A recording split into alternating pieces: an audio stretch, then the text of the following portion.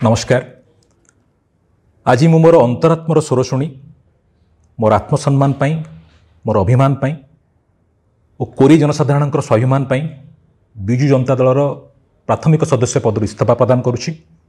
मोर जीवन समाज सेवा पाई एवं कोरीवासी सेवा पाई समर्पित।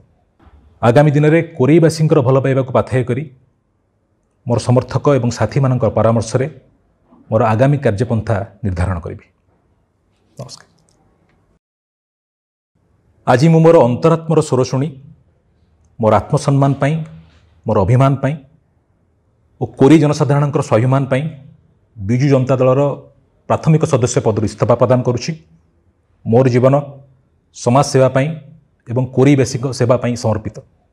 आगामी दिन में कोरीवासी भल पाइबा पाथेय करी मोर समर्थक एवं साथी मान परामर्श रे मोर आगामी कार्यपंथा निर्धारण करी। नमस्कार।